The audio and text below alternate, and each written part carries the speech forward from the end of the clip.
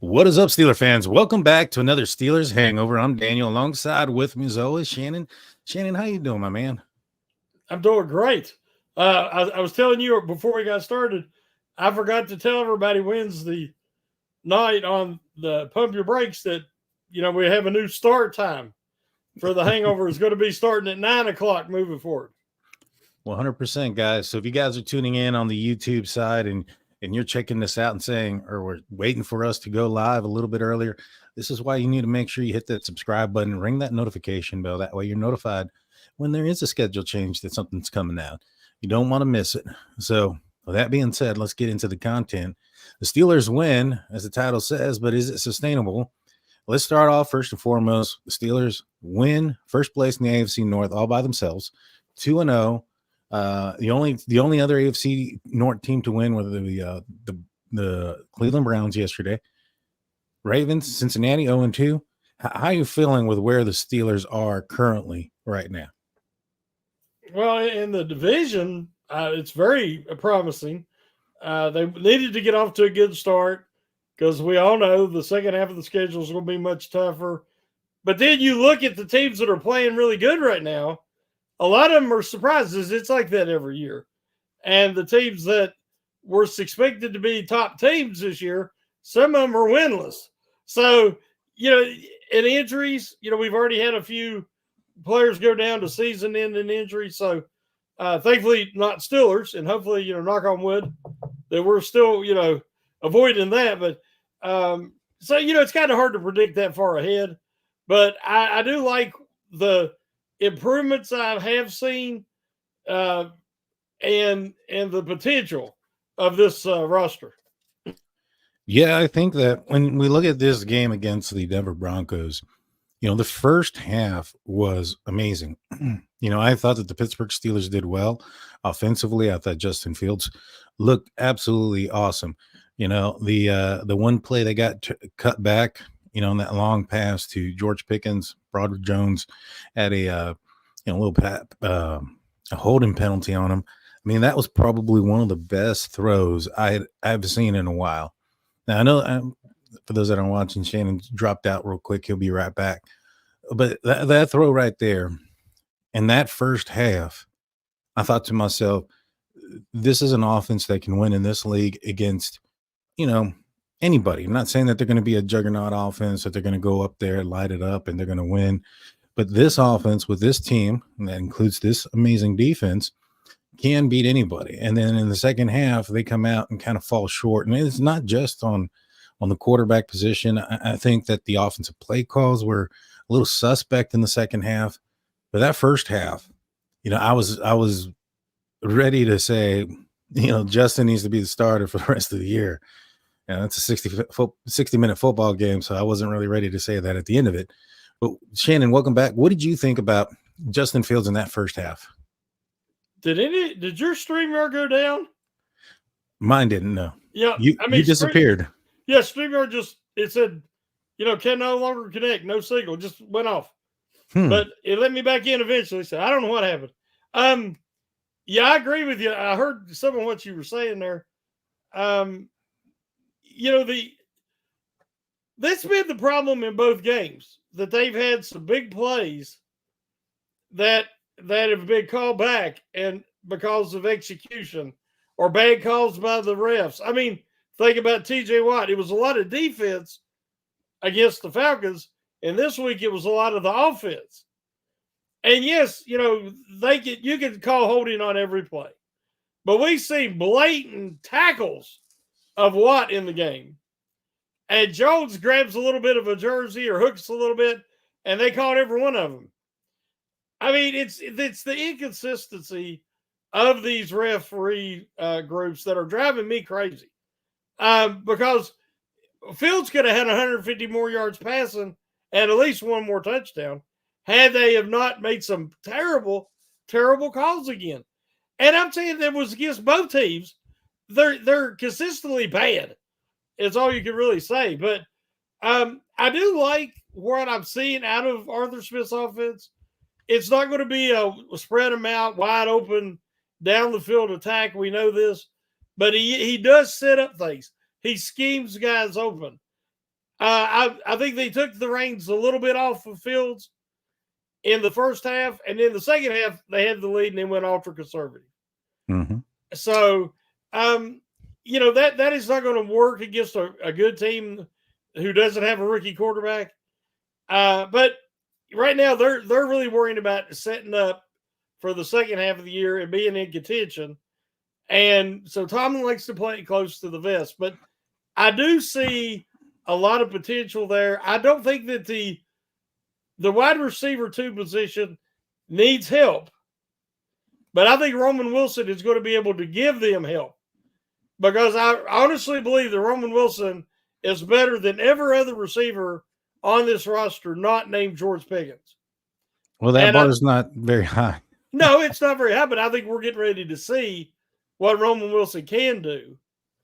And I think that his style and the way he played at Michigan will fit very well with Justin Fields. He always stayed open. He stayed moving. He worked his way open as JJ maneuvered around for Michigan and made plays on the move.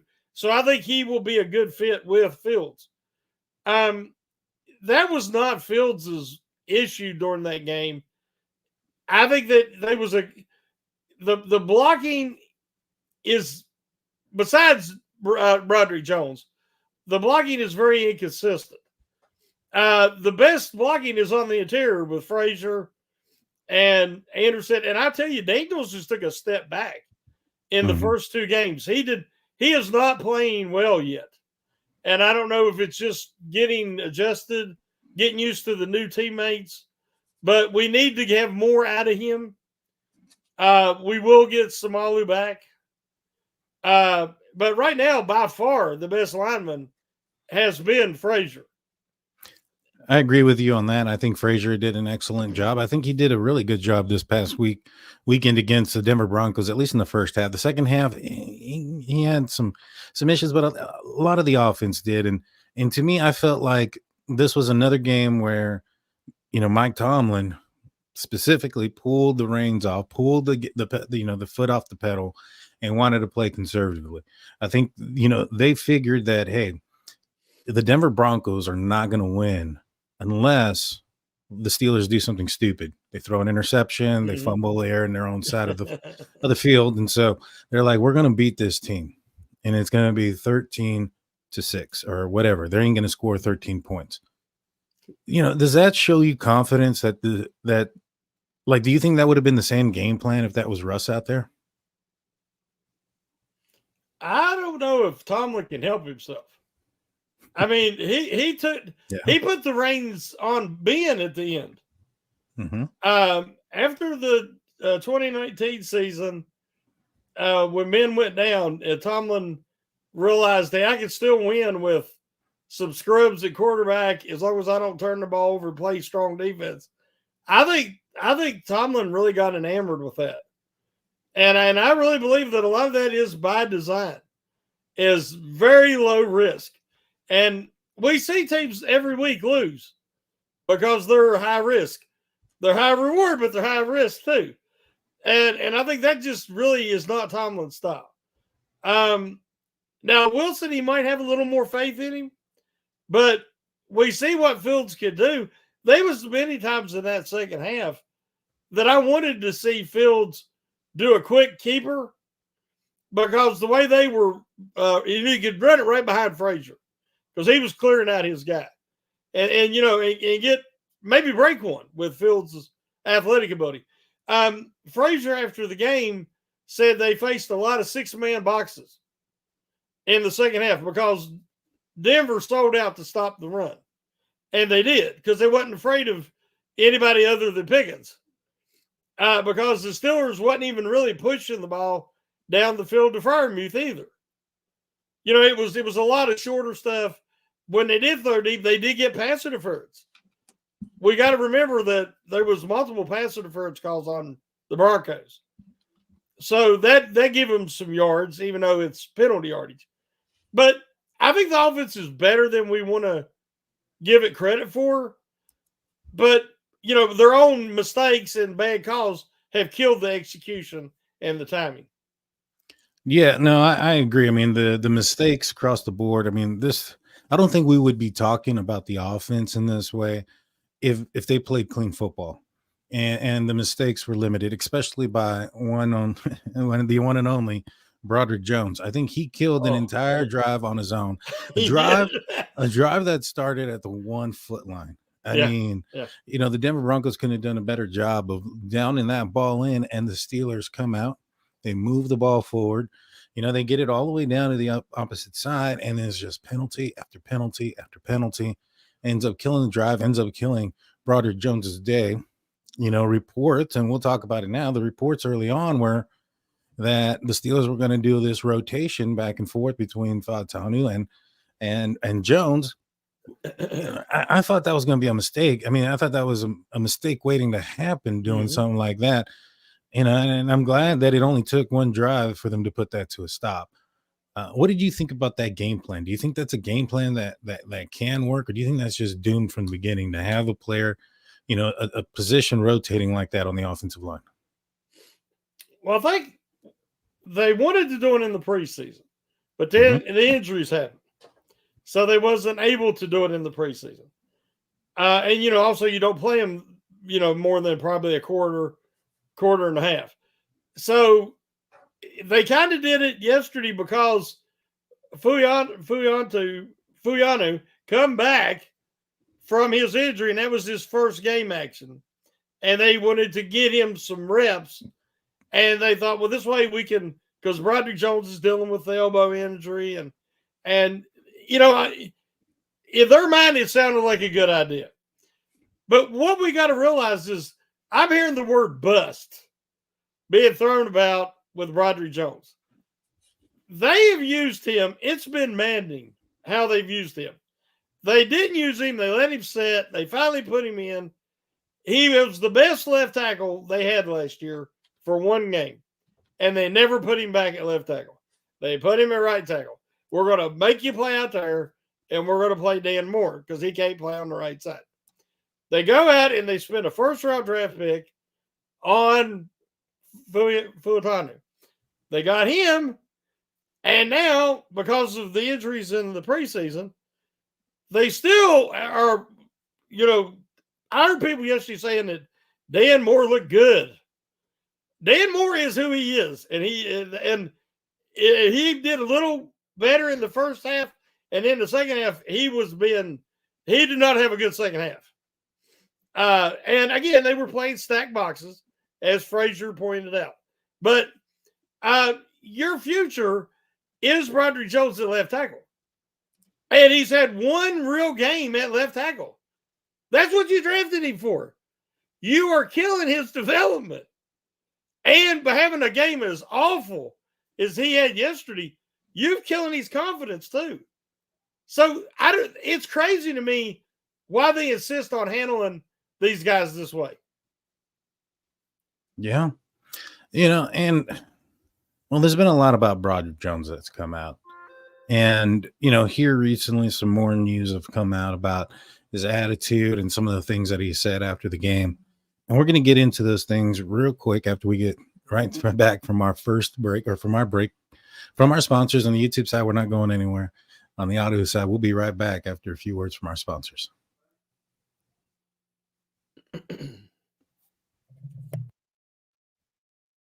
And we're back. Welcome back, everybody, to the Hangover. I'm Daniel, alongside with me, Shannon White. Before we get back into the conversation of the Pittsburgh Steelers, I want to remind you guys of our website, SteelCurrentNetwork.com, your one-stop shop for Pittsburgh Steelers news and coverage. Go check it out.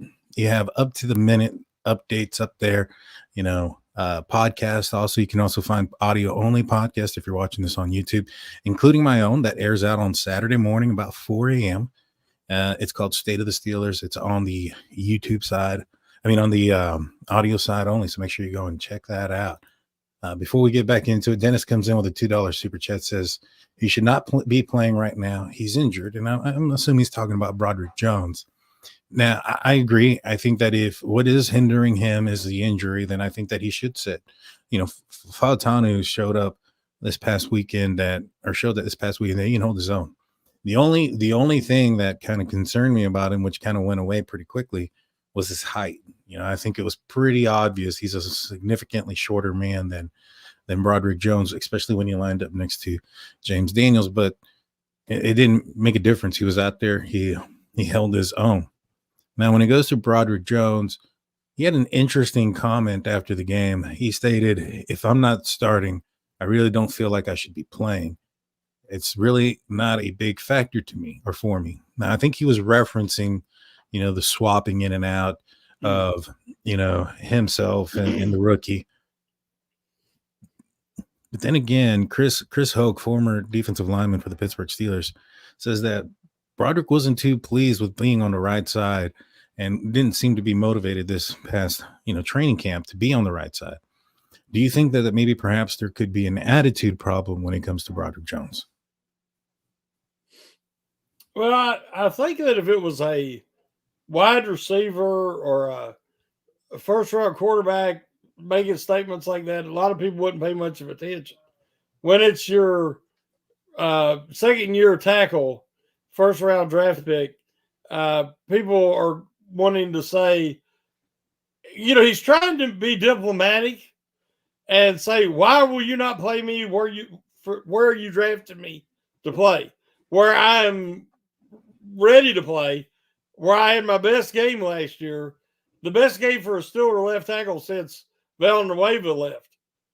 And they will not put him back there. I do not understand it. It boggles the mind. Well, Dennis, what he said about he shouldn't be playing right now, I also agree he shouldn't be playing on the right side because he's got a brace on his right elbow. Now, he obviously can use it, and he's still, he used it to hold and hook a guy yesterday. So he can use it some. But if he's playing the left side, it's not his leverage arm. It's not his outside arm. He would be much better on the left side and why he's dealing with that right arm injury. So everything they're doing, none of it makes sense. It really doesn't. And I believe that the Steelers have a problem if that the only way you're going to get Dan Moore to stay out of the lineup is they're going to have to get rid of him because somebody's going to play him because people want to believe that he's more than what he is, and he's barely serviceable. I don't disagree with you that Dan Moore has had his problems in the past. This year, though, he's been one of their top linemen. Outside of probably Zach Frazier, I think Zach Frazier's probably been number one. Mm-hmm. And then I think after Zach is Dan Moore, and that includes Broderick, also includes Fautanu. I thought he played, and he's been playing, and he's been progressing in that, in an upward trajectory. Based on what we've seen from Broderick Jones this year, I don't think he's going to end up seeing much of the playing field this year. And I think that what Dan Moore is doing is enough to keep his job. And I don't think that Broderick Jones is doing himself any favors by going out there and on 6 plays, is responsible for the three penalties that stalled the drive that started off at the 1. And, I'm not saying that Broderick's a bust. I don't think that's the right time or anything like that. I don't think he's had an opportunity to be developed in the proper position, as you mentioned. But, this offensive line has had its problems over the past few years. There is one common denominator, and that's Pat Meyer, the offensive line coach. How much responsibility do you think that this falls into? I mean, this team has been a team that constantly is moving players around. I mean, if Sayomali would have been out the entire year, there was reports that right tackle Fautanu was going to be the left guard. A position I don't think he played collegiately. I know he's, a lot of people looked at him because of his height and say that he might be the perfect guard, but, put it up to the Steelers to take a player to put into a position they've never played before and expect them to excel. I mean, what are your thoughts on just the mindset of how these things are going and how much percentage of blame should the offensive line coach have in this situation? Well, whoever's making the personnel decisions, if it's Meyer, if it's Tomlin, Smith might be involved or a combination, they all deserve because you have talent there. You're not developing it. The perfect example is Kendrick Green looked like a total buffoon playing for the Steelers, and he went and was actually a contributor for the Texans. Kevin Dotson, who they refused to play where he wanted to play, where his experience was, and where he was right-hand dominant, they insisted on playing him on the left-hand side. He had almost an all-pro, might have had an all-pro year last year. I can't remember if he made the all-pro team. He made the Pro Bowl.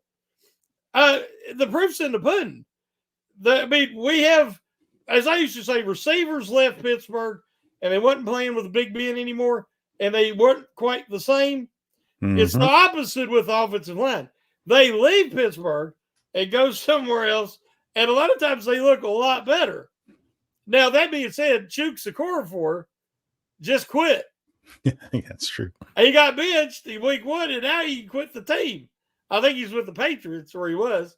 Mm-hmm. And so, they could have been an attitude problem there. But, if you're playing with what he went through last year and that offense, and as we say, people get played out of position and everything like that, I figure you become disenchanted. And he got out of Pittsburgh as fast as he could, got up there, and then he feels like he got done dirty again. And he's just like, I quit. I mean, that's a shame because the guy has talent. He needs a little bit more intensity, but yeah, I believe that there needs to be some changes on how they handle and develop offensive line talent. I do too. It's just, you go into the draft and you see a player in a certain position, you grade them based on what they did in that position throughout their draft and how much value you have in them at the next level. Now, I understand that there are some guys that you're going to want to move around and do this and that for, like a Mark Robinson, but Mark Robinson, who went from running back to linebacker, and I know that's a much bigger difference than, one side of the line or the next.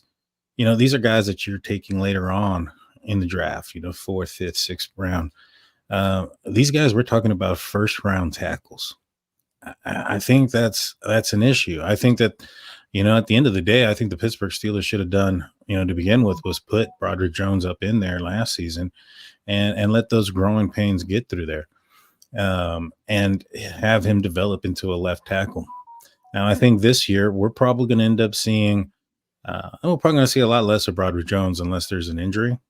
But I think that if we do see him, it's probably going to be on the left side, unless Fautanu ends up going down also. But I think if he has any opportunity to get it out there, it's probably going to be on the left side. Just unfortunate, man, because Steelers moved up, 14 last season, get him in the first round. I expected him to start last year, expected him to be a starter by this time this year, and just appears that it's not going to end up happening for him this time in the short term. Wes H comes in with a $5 super chat, says Fields has to work on giving wide receivers a better chance on the deep balls and make quicker decisions on tuck and running versus hesitating. I like what I see overall. Fields did take, I think, a sack or so this past game. He took one or a couple the week before. Do you think he's holding on to the ball a little bit too long in some instances? It seems like he's hesitant, as Wes mentioned, to get out of the pocket, because I think that, what he went through last year, they really stressed, they wanted him to stay in the pocket and let the routes develop. But where they're running a limited route tree, and with the Steelers receiving situation currently, if he has an opening, he needs to take it. Tomlin will be just really happy with that because that's a lower risk. We're not seeing, knock on wood, the just cluster of fumbles that everybody keeps thinking was going to happen. A lot of that happened because he was trying late in games to bring the Bears back and trying to make, plays that maybe weren't naturally there. And we see guys fumble in those situations more than, on schedule plays. But I thought he threw the ball excellent. The one throw he threw on roll to his right and hit Pickens for 51 yards that was called back because of Broderick Jones. was an incredible throw. And so I thought that if he didn't hit the guy, he got pass interference on two others because they were being held. One time Jefferson tried to catch it with one hand because the guy had his other arm pinned down. So I think he give these guys a chance. He didn't give the defense a chance to intercept it. In 2 games, he's really thrown one ball that was, you could say, was borderline interceptable, that it could have been picked off.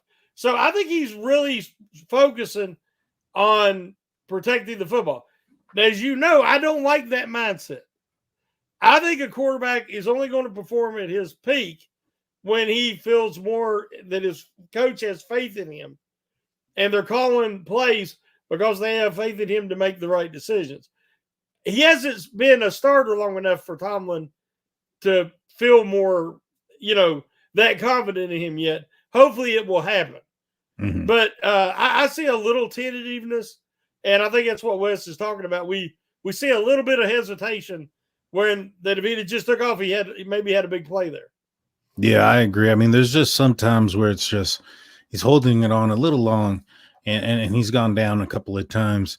But this upcoming game against the Chargers, the home opener for the Pittsburgh Steelers, there was reports. I think Jerry Dulac came out with it earlier this past weekend, right before the game, that the Pittsburgh Steelers intend on starting Justin Fields this weekend against the Chargers. What does he have to do to maintain that starting position in this game? And does it have to be more than a win?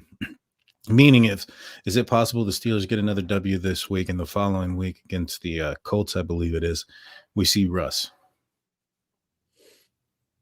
I think if he wins this weekend, well, again, if it looks like it did Sunday, they might consider a change.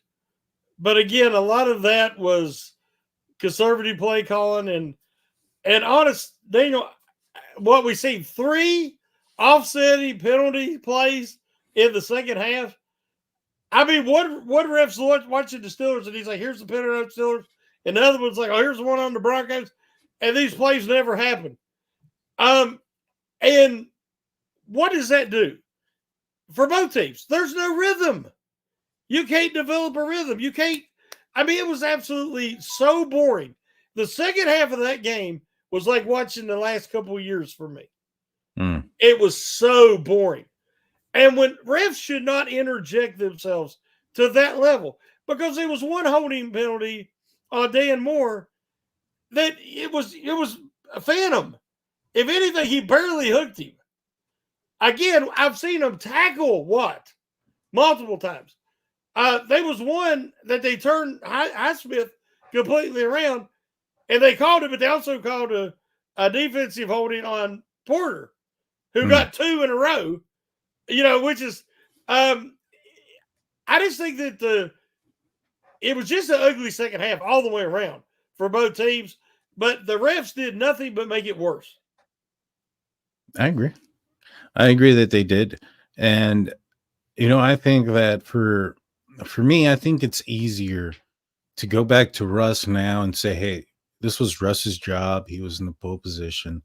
And then to go from Russ back to Justin, than it is to say, all right, Russ is healthy, he's number 2, and then go from Justin to Russ and then maybe back to Justin if it doesn't work out. And so I think that he's really going to have to perform, and it's going to have to be a full game performance. And I know it's not just him out there. It's other contributing factors. The play calling was one of them. I thought the play calling in the second half was atrocious.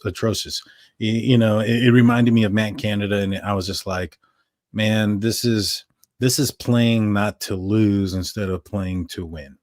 And I don't really feel like that's the right mindset to go into any game, because anything can happen. I mean, you can be playing conservative and somebody can make a great play and knock the ball out of the running back's hands. And then all you've done to that point is not put enough points to put the game away and allow somebody to stick around. I mean, the Steelers only won by a touchdown, like it's 7 points. It was a 1-score game. Something were to happen botch snap. I mean, it doesn't have to be an interception. Doesn't Almost was one, yes. exactly. And you're in a position where it's a tied game. They go for two, and you just played yourself not to lose and lost. I don't like the mindset. I think that it needs to change. And I think that when I look at that and I look at who's the quarterback in those situations, and I feel and I ask myself, would the Steelers start playing this conservative with Russ? I'm not entirely sure that they would. And if they're not, does that mean that they feel more confident in him as being QB1 later on this season? And maybe perhaps this is just a tryout for Justin for the future. I'm kind of leaning more towards that being a possibility, and that we might end up seeing Russ before, week 5, if not on week 5. I think that's what, the Cowboys. Yes. So I think by the Cowboys, I think we might end up seeing Russ unless Justin goes out there and just lights it up. I think that if those penalties didn't get called back and the Steelers put up 20 plus points, I think it's a completely different conversation. What do you think? Oh, yeah. The first half, that game should have been pretty much in hand without the penalties. And that just skews our whole outlook of what that looked like. And then we know Tomlin gets the lead, and it's like, okay, we're going to go small ball, protect the ball, play field position. I knew it was coming. And it got predictable. Okay, they're going to run here on first, and they're going to run on second, and then they're going to try to get Fields to make a play without taking any risk on third down. Now, we have to remember, Fields, a lot of his success in the first half came on the move. And he extended the play a little bit, found the guy open. The one throw to Freiermuth. They finally threw the ball to Darnell Washington. That they finally give him a red zone target, and we see what he can do. My problem is with the offensive line it's just not settled right now. It's still in flux. If you put Russell Wilson back there, he's not as mobile as Fields. And he also needs clear throwing lanes because he's smaller. And I'm afraid the combination of being overwhelmed, the only difference this year is Frazier don't give up that penetration up the middle. If you notice, Fields, every time when they let pressure around the edges, Fields can step up because Frazier is man in the middle now. That is a big plus because in the past, the center's in the quarterback's lap, and that's why you had Pickett's rolling to his left every freaking time. But I just think that with the offensive line in a state of flux, it's better to go with Fields because he can escape and make a big play occasionally with his legs that I don't think Wilson can do anymore. Yeah. Yeah. And, I think a lot of it also, and we've brought it up a couple of times, but I think at this point, it's something that I think we can try to focus in on is also the personnel that's out there. There was a couple of times where Cordell Patterson was the running back. When you have Najee and you have Jaylen Warren, I didn't understand that aspect of it. So I thought that was a question mark when it came to the offensive coordinator and the personnel, and also the receiver. The receiving. How many snaps each receiver ended up getting. I mean, at one point I saw number 15 out there a lot. I don't even know who number 15 is, but he's out there. Are you familiar with who 15 is? Well, was it Miller? No, he's 13. Yeah, no, this is a bigger guy. I don't know who he is, but he was out there. I'm not sure who 15 is either. Yeah, he's out there on the outside, and I think that Pruitt was out there. When you look at the snap count between Darnell Washington, Pruitt, and even with Pat Freiermuth, he was out there just a portion of the snaps as well. I thought he would have been out there being a much larger contributor to this. One of the biggest things when it came to Arthur Smith coming into the Steelers as far as a coach is his personnel choices out there, and I think that was kind of on display this weekend. Like I said, those instances there it is. I don't know who he is, but I'm sure he's a fantastic I know he player. was with the Rams the last couple of seasons. He's a bigger receiver, can block, but he's good on special teams. That's why they brought him up from the practice squad. Yeah, I saw him out there with the offense a couple times, Yep. and I was like, "Who is that guy? Why isn't that one of the other guys that I would have thought that made the 53 that would have been out there?" And it was just one of those things where I was scratching my head throughout the game, just kind of thinking, I don't get this aspect of it, and understand trying to keep people fresh. Maybe he's a better blocker or something, but I saw him taking some routes too. I don't know. What did you think about the personnel decisions that were made as far as Cordell Patterson, number 15, Pruitt's amount of play that he had, etc.? Well, I know that I talked about it on a couple of podcasts about Patterson. Hmm. And I said, if he makes the team, it's going to be basically reputation. It can't be preseason performance because he barely played. He come to camp out of shape. But I said, well, we're going to justify it. He's going to be the kick returner. He's not. He's not even the kick returner. They got him, put him in the backfield a couple of times to spell Harris and Warren. I don't see it. I mean, to me, he's tying up a roster spot. I understood the number 15, I can't say his last name, I'll butcher it, that they brought up from the practice squad because he's a very good gunner and a special teams player. And then Miller is a gutsy little guy who has some speed. He can help you out. But having him and Calvin Austin III cancels each other out because they're kind of the same player. But Austin is returning kicks. So I don't know. I think that I've been holding out wanting to see Roman Wilson. And I think we're about to the point we're going to get to see him. And I think he might bring some consistency and reliable play to that wide receiver 2 position. I was listening to another podcast not too long ago, and these were guys that were in the and they get to watch the practice and all that other good stuff.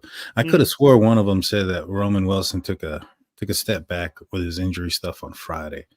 I could be wrong, but I thought that's what I had heard, and I thought that I had heard something to the effect that we shouldn't expect a lot out of him out of this week. And obviously we didn't see him. But if he ends up aggravating that again, I think the Steelers have to make a decision on whether or not they're going to be willing to go out there and get somebody else from the outside. I know that they had a deal in place for Brandon Ayuk, and I don't think the Steelers are willing to give up that much trade capital and that much money, $28 million guaranteed a year, to a player without having a need for that type of position and a need for that type of player. I still think that the Steelers might end up making a move outside of the organization, even if Wilson comes back. I think that if Wilson does come back, I think we're probably going to see a lot less, Calvin Austin, maybe a little bit more of Wilson in the slot, but I'm not sure he's going to fill that need that was left by Deontay Johnson. I still think that position, that outside wide receiver, that X, is one that is still in need, even with George Pickens doing as great as he's doing.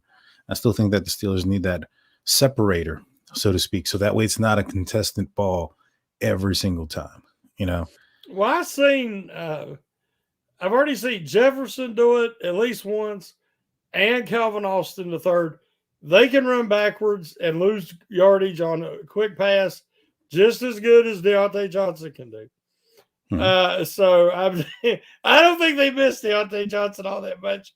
I think that Pickens has really showed he's stepping up. Now, he can't help it when they keep getting all these penalties and taking plays away, but he's making plays. And I'm shocked he didn't get more upset yesterday than he did, because every time he made a big play, somebody made a bonehead penalty.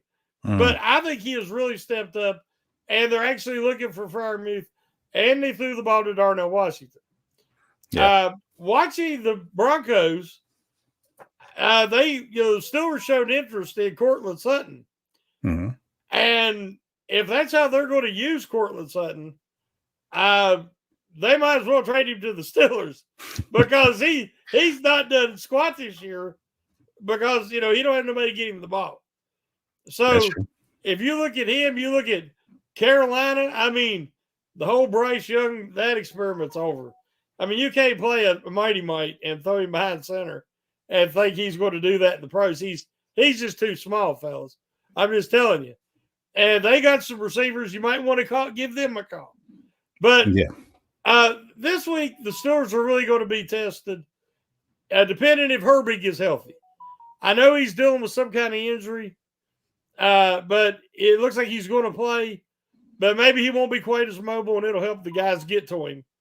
Of course, they got Joe Alt, and that guy, he's kind of like a wall back there. He won't let nobody on that left side get to Herbig. So Highsmith might be a spectator this week. And so they're going to need some pass rush from Watt and the other side. But, they'll just let them double team Watt even more. But this is going to be a big challenge. And Harbaugh will have them well coached and ready to play. And so the Steelers are going to have to take the home field advantage and actually do something with it. Yeah, no, they definitely are. They're going to have to come up big in this game. It's going to be a lot tougher.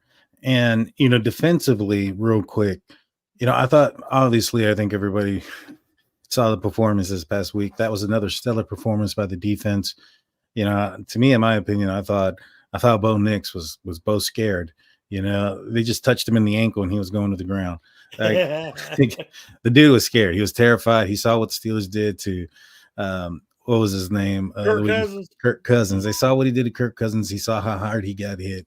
He wanted none of TJ Watt, and he was going down as soon as he felt the footsteps getting close. And so, I thought that the Steelers did well. Defensively, Jackson goes down for a little bit. Corey Trice comes in, makes a big play in the red zone, interception. Man, dude, that guy's going to be thrilled for him.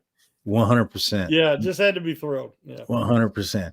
The only question I think that a lot of people have been coming up with when it comes to the defensive side is Patrick Queen. It looks a little bit like he's still kind of getting used to the position, used to being the green dot guy, used to being in Pittsburgh. What are your thoughts on his play this past week? I think the biggest question is his angle. When he goes to make a tackle, the angle may not be right on right now. What are your thoughts about him so far? Well, I'm kind of agreeing with a lot of people in that he appears to be overanalyzing, paralysis of overanalysis. Some guys are not green dot guys. I've said all along he's not. Raquin, or however you say his name, Smith, when he come in, Queen took off because then Queen could just react, attack. He didn't have to overthink at all. Smith did all that. Well, take that away. If that's the problem, I ain't even paid attention who's wearing the green dot, to be honest with you. Take it away from Queen because there was a couple of plays, and I'm going to throw this out there, and I'm sure I'm going to get some heat from it. But he looked like Devin Bush. He stood there and let the play come to him. And the week before against Atlanta, he said the defensive line was so dominant that they took care of everything up front, and there really wasn't a lot of plays for me to make. So I bought it. I said, okay. The defense shut Atlanta down, and I give you the benefit of the doubt. But against the Broncos, there was many times that Nix did not hurt him throwing the ball, but he did running the ball. And I thought when Wilson was in there with Queen, they would be able to corral him and would be more aggressive. But a lot of times Queen was unsure of where he was supposed to be in coverage. And he was going after the flat with the guy and let Nix, they was like an immediate, keeper. And Nix to get it, just take right off and run right up where Queen was supposed to be. Because Queen immediately tried to get out to the flat.